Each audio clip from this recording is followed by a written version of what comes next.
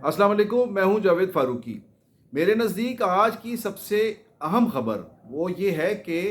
चौधरी परवेज़ इलाही पाकिस्तान तहरीक इंसाफ के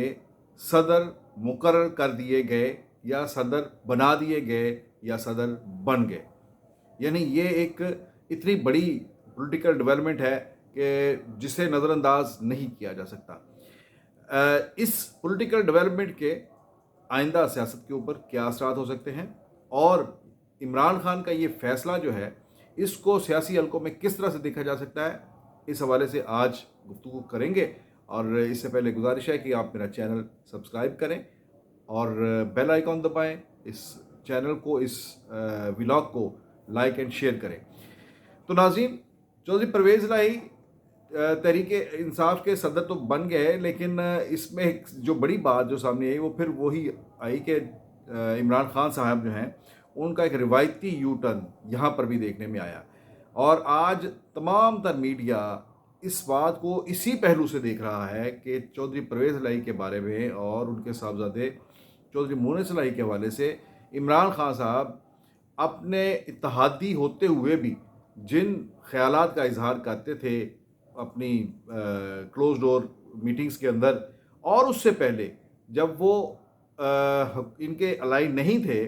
और उनका वो डायलॉग जो है चौधरी परवेज़ इलाही के बारे में कि ये पंजाब का सबसे बड़ा डाकू है,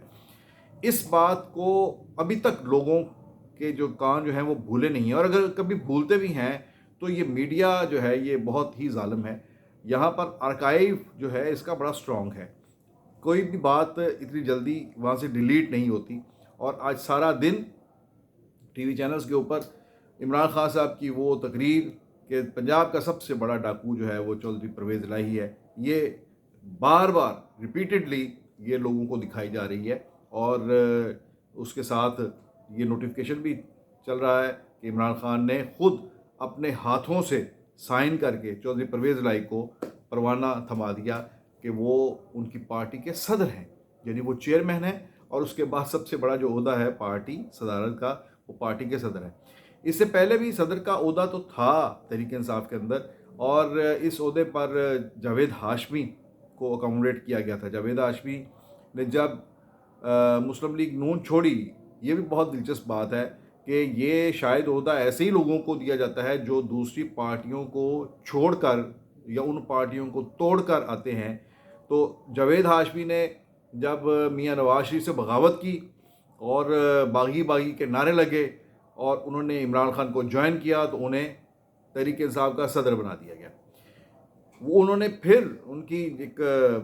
बागियाना तबीयत जो थी वो इमरान खान से भी बड़ी जल्दी बागी हो गए, और उसके बाद वो उन्होंने जब तहरीक इंसाफ छोड़ी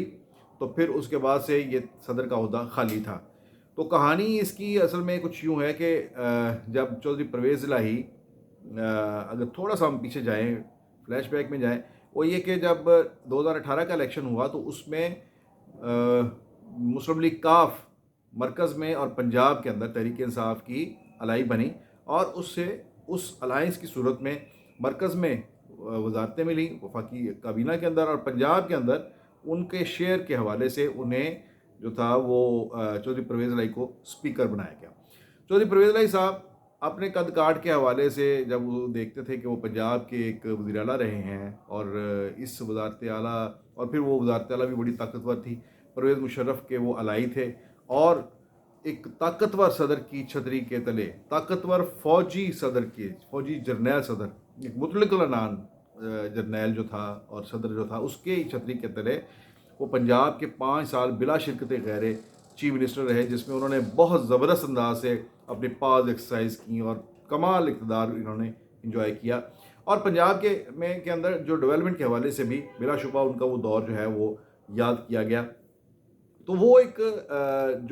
दौर जो गुजरा था, जो उन्होंने देखा, उसमें अपनी शख्सियत को उसी फ्रेम के अंदर वो देखते थे। और बाद में भी वो जब उस्मान बुज़दार चीफ मिनिस्टर थे तो वो कभी भी मुतमिन नहीं रहे, और कई बार उन्होंने ऐसी एफर्ट्स की कि उन्हें पंजाब का चीफ मिनिस्टर बना दिया जाए। इसमें कई बार वो मुस्लिम लीग नून के करीब भी गए, मुस्लिम लीग नून के साथ उनके बहुत करीबी रवाबत हो गए। उसी दौर में हमने ये भी देखा, जब पंजाब असम्बली को हम कवर करते थे, जाके देखते थे कि चौधरी परवेज़ इलाही یہ چانس لینے کے لیے کہ اگر وہ مسلم لیگ نون کی حمایت سے وزیر اعلیٰ بن جائے، انہوں نے حمزہ شہباز کے ساتھ بہت ہی کمال کا سلوک جو تھا وہ دکھایا۔ حمزہ شہباز کو انہوں نے جو نیب کی حراست میں تھے تو انہیں جو تھا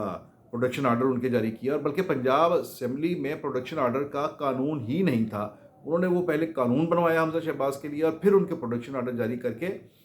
وہ نیب کی حوالات سے انہیں خاص طور پر پنجاب اسمبلی کا سیشن جو تھا اس میں لے کے آتے تھے، اور حمزہ شہباز سارا دن وہاں پر پنجاب اسمبلی کے اندر وہ سارا دن گزارتے تھے، رات کو 9-10 بجے 12 بجے وہ جاتے تھے وہاں سے، جب تک انہیں وہ اس تاریخ کی جس تاریخ کا پروڈکشن آرڈر تھا اس سے آخری لمحات تک وہ اس کو اویل کرتے تھے وہ۔ اچھا، تو کہنے کا مطلب یہ ہے کہ انہوں نے چیف منسٹر بننے کے لیے تب مسلم لیگ نون کے ساتھ بھی بہت سے روابط جو تھے وہ استوار کیے۔ خواجہ برادران کے ساتھ ان کا بہت اچھا تعلق ہے، تو خواجہ سعد رفیق کے چھوٹے بھائی خواجہ سلمان ہیں، وہ بھی نیب کی حراست میں تھے، ان کے بھی پروڈکشن آرڈر جاری کیے۔ تو انہوں نے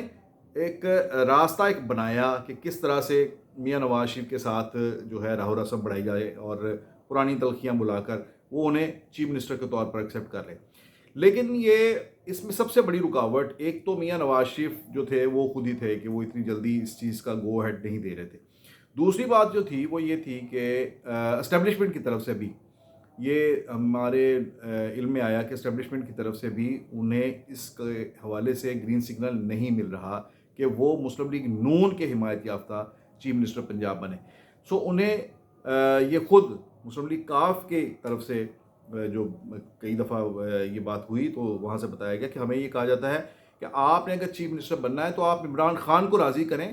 اور تحریک انصاف کے ووٹوں کے ساتھ پی ٹی آئی کے چیف منسٹر بنیں۔ سو یہ پی ٹی آئی کا چیف منسٹر جو اب وہ پچھلے سال آ کر وہ جولائی اگست میں جو بنے ہیں، یہ نئی بات نہیں تھی، یہ اس سے پچھلے پورے 4 سال یہ ایفرٹ چلتی رہی کہ، اور انہیں یہ کہا جاتا رہا کہ آپ پی ٹی آئی کے چیف منسٹر بنیں۔ تو مجھے تب یہ ذہن میں آیا کہ یہ عین وقت پر جو ہے وہ حمزہ شہباز کا ضمنی انتخابات ہارنا اور یہ سارا عمل جو ہے یہ اس کے کوئی تانے بانے کہیں ملتے ہیں، یہ اتنا ڈرامائی جو معاملہ چلا ہے۔ تو پھر ہوا وہی کہ جو ایک ڈیزائن تھا جو سوچا گیا کہ اگر پرویز الہی کو کسی وقت چیف منسٹر بنانا پڑتا ہے تو وہ پی ٹی آئی کے ووٹوں والے چیف منسٹر بنے، نہ کہ میاں نواز شریف کے حمایت یافتہ چیف منسٹر بنے۔ سو وہ بن گئے۔ اچھا، اب اس کے بعد جو مستقبل کی سیاست تھی وہ سب کے سامنے ہے کہ کس طرح سے ان کے اچھا، اس سے پہلے یہ بھی رہا کہ عمران خان کے تعلقات کبھی بھی چودھری پرویز الہی کے ساتھ اس تمام دورانیے میں جب عثمان بزدار چیف منسٹر تھے اچھے نہیں رہے، بلکہ پرویز الہی کی اور ان کی ایک سرد جنگ چلتی رہی، اور انہوں نے پرویز الہی نے بھی اسپیکر ہوتے ہوئے پنجاب اسمبلی کے اندر جو حکومتی بزنس تھا اس کو بہت ٹف ٹائم دیا، خود اسپیکر کی سیٹ سے۔ اندر غصہ وہی تھا کہ چیف منسٹر میں کیوں نہیں ہوں، یہ عثمان بزدار کل کا بچہ جو ہے یہ کیسے چیف منسٹر بن گیا۔ سو اس میں ایک اور بھی ایلیمنٹ تھا کہ عمران خان چودھری پرویز الہی کے بارے میں اچھے جذبات نہیں رکھتے تھے، اور ان کے صاحبزادے مونس الہی کے بارے میں بھی اچھے جذبات نہیں رکھتے تھے۔ یہ کھل کر یہ باتیں ہوئیں کہ عمران خان نے کہا ہے کہ میں نے مونس الہی کو وفاقی کابینہ میں وزیر نہیں بنانا، ہاں چودھری پرویز الہی کی بجائے چودھری شجاعت کے صاحبزادے چودھری سالک جو ہیں آپ انہیں جو ہے وفاقی کابینہ میں وزیر بنا دیں تو وہ میرے لیے قابل قبول ہے۔ لیکن اس بات پر جو ہے وہ چودھری فیملی کے اندر بھی ایک جو تھی باہمی طور پر ایک جو بدمزگی ہوئی کہ کسی ایک بھائی کا بیٹا جو ہے اسے رد کر کے کسی دوسرے کو فوقیت دینا جو ہے یہ خاندان کے اندر لڑائی کو چھیڑنے والی اور آگ لگانے والی بات ہے۔ سو اس لیے سالک حسین بھی جو تھے وہ بھی وزیر نہیں بنے، اور عمران خان کی مونس الہی کے ساتھ وہی جو تھی کہ نہیں یہ ٹھیک نہیں ہے، یہ کرپٹ آدمی ہے، یہ نیب میں اس کے کیسز ہیں، اور پھر دیکھا بھی کہ نیب کے اندر کیسز جو ہیں اس دور میں چلے ان کے خلاف۔ لیکن یہ تمام معاملہ جو تھے یہ جتنی بھی ان کی ڈسکوالیفیکیشنز تھیں عمران خان کے نزدیک وہ ساری کی ساری اس وقت ختم ہو گئی جب الٹیمیٹلی یہ معاملہ آیا کہ انہوں نے کس کا ساتھ دینا ہے۔ تو چودھری پرویز الہی نے جب پی ڈی ایم کا ساتھ نہ دیا اور عمران خان کے ساتھ چلے گئے تو اس وقت سے وہی پرویز الہی جن کے بارے میں عمران خان کے بہت سخت جو تھے جذبات بھی تھے اور ریمارکس بھی تھے، وہ انہیں لٹیرا کہتے تھے، ڈاکو کہتے تھے، کرپٹ کہتے تھے، اب وہ انہیں گلے سے لگا لیا اور پہلے انہیں چیف منسٹر بنایا، اور اب اس کے بعد اب جب چودھری فیملی کے اندر جب اختلافات ہوئے تو اس میں بھی پھر یہ ہوا کہ چودھری مونس الہی چونکہ وہ اپنے کزنس سے بالکل راستہ الگ کر چکے تھے، تو وہ سب سے بڑے پھر جو ہے وہ عمران خان کے وکیل بن کر سامنے آئے خاندان کے اندر، اور انہوں نے اپنے والد سے کو اس بات پر مجبور کیا کہ وہ تحریک انصاف کے ساتھ ہی چلیں۔ پہلے تو یہ بات چلی کہ تحریک انصاف کے ساتھ الحاق کیا جائے قافلی کا، لیکن وہ ان کے ساتھ انہوں نے جو آپریشن کیا، ایک سٹنگ آپریشن کیا جس میں چودھری پرویز شجاعت کو صدارت سے ہٹایا گیا، اسے الیکشن کمیشن کے اندر پذیرائی نہیں ملی، تو اس صورت میں وہ پھر بالکل تہی دست ہو کر گھر بیٹھ گئے کیونکہ ان کے ہاتھوں سے پارٹی نکل گئی۔ اب اس کے علاوہ پھر ان کے پاس چارہ نہیں تھا کہ وہ ذاتی حیثیت میں تحریک انصاف میں شامل ہو جائیں، جس کا عمران خان ان سے بڑی دیر پہلے سے مطالبہ کر رہے تھے کہ آپ تحریک انصاف کے اندر شامل ہو جائیں، بجائے اس کے کہ آپ ہم سے الائی بن کر سیٹوں کا مطالبہ کریں، آپ خود آئیں اور تحریک انصاف میں شامل ہو کر بلے کے نشان پر ٹکٹ جو ہے وہ الیکشن لڑیں اور مجھ سے ٹکٹ لیں اور پارٹی کے M N A, M P A, whatever جو بھی بننا ہے آپ نے، وہ اس طرح سے سامنے آئے۔ سو یہ اب جو تھی یہ چیز جو ایک پیشکش سامنے پڑی ہوئی تھی، لیکن یہاں پر چودھری پرویز الہی نے ایک شرط عائد کر دی کہ وہ اس صورت میں بنیں گے، پی ٹی آئی کے اندر شامل ہوں گے اگر آپ انہیں پارٹی کا پریزیڈنٹ بنا دیں، کہ جو سیٹ خالی پڑی ہوئی ہے، جاوید ہاشمی جب سے پارٹی چھوڑ کر گئے ہیں اس کے بعد سے پارٹی کا صدر کسی دوسری شخصیت کو نہیں بنایا گیا، تو آپ اس سیٹ کو میرے لیے چھوڑ دیں اور مجھے پارٹی کا صدر بنا دیں۔ یہ ڈیمانڈ جو تھی پہلے تو عمران خان نے اسے ایکسیپٹ نہیں کیا، لیکن جب معاملات اور آگے بڑھے تو پارٹی کے اندر سے بھی بعض جو چودھری پرویز الہی کو جو چاہتے تھے کہ یہ آ جائیں پارٹی کے اندر، اور خود عمران خان چاہتے تھے کہ یہ پارٹی کے اندر آ جائیں، تو انہوں نے بہرحال ان کی یہ ڈیمانڈ جو ہے وہ مان لی، چودھری پرویز الہی شامل ہو گئے، لیکن پھر بھی صدر کا نوٹیفیکیشن ہوتے ہوتے کچھ دن لگ گئے، اور آج میرا خیال کو 2 ہفتوں کے بعد بالآخر یہ جو ہے یہ نوٹیفیکیشن ہو گیا اور چودھری پرویز الہی جو ہیں وہ تحریک انصاف کے صدر بن گئے ہیں۔ گویا عمران خان نے ایک اور یو ٹرن لے لیا ہے، لیکن اب یہاں پر سوال اور بھی کئی پیدا ہو رہے ہیں کہ اب چودھری پرویز الہی اب کیا کریں گے،